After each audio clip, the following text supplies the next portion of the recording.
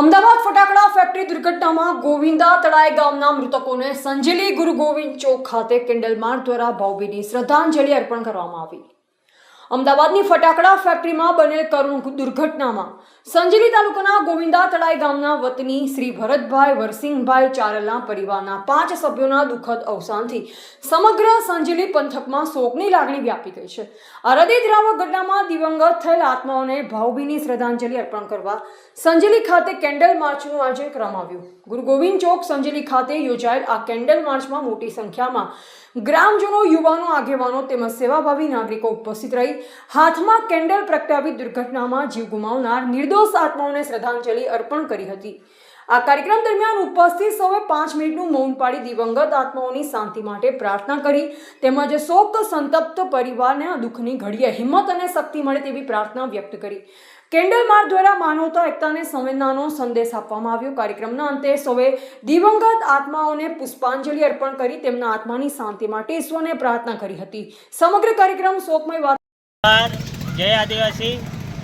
આજ રોજ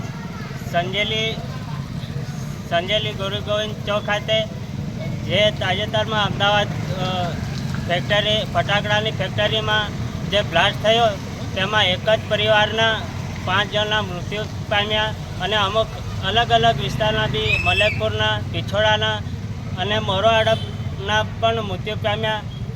અમારા આદિવાસી સમાજમાં જે વળતરના તમે જે ભેદભાવ સરકાર કરી રહી છે એના માટે અમારા આદિવાસી સમાજ થકી પૂરજોશમાં માંગણી છે કે એમને વળતરમાં કોઈ ભેદભાવ ના કરવામાં આવે અને જલ્દીમાં જલ્દી વળતર પૂરું પાડવામાં આવે। જોહાર।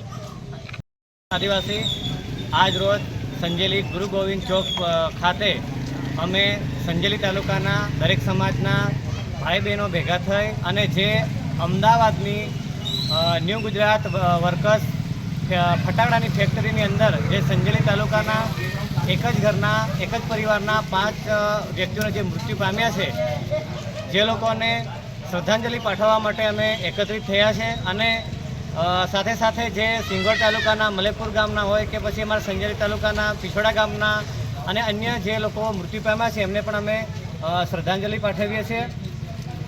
સાથે સાથે અમે પણ કહેવા માંગીએ છીએ કે સરકાર દ્વારા જે મૃતક જનાર વ્યક્તિઓ છે એમને 4 લાખની જે સહાય આપવાની વાત કરી છે, જે તદ્દન બહુ ઓછી છે। ન જેવી સામાન્ય કિંમત આપી અને હાથ ઊંચા કરી લેવાની સરકારની વાત છે, જેથી અમે માંગણી કરીએ છીએ કે આ લોકોને 50-50 લાખની સહાય કરવામાં આવે। કેમ કે જે 4-5 લાખ રૂપિયા તો જે સરકારમાં બેઠેલા જે નેતાઓ હોય છે એ ચેકડેમ બનાવીને કે સીસી રોડ બનાવીને કમાઈ લેતા હોય છે, તો શું આ જે મૃત્યુ પામ્યા છે એ આદિવાસી છે એટલા માટે એમના જોડે ભેદભાવ કરી રહ્યા છો? જ્યારે અમદાવાદની અંદર વિમાન દુર્ઘટના બની એમાં દરેક મૃતક જનાર વ્યક્તિને 1 કરોડની સહાય આપવામાં આવી હતી।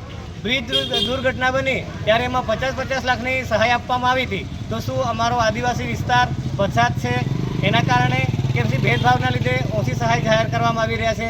એટલે અમારી આદિવાસી સમાજની માંગ એવી છે કે એમને યોગ્ય વળતર આપવામાં આવે અને જે ફેક્ટરીના માલિકો છે એમના પર પણ કડકમાં કડક સજા થાય એવી અમારી માંગણી છે। જય જોહાર, જય આદિવાસી।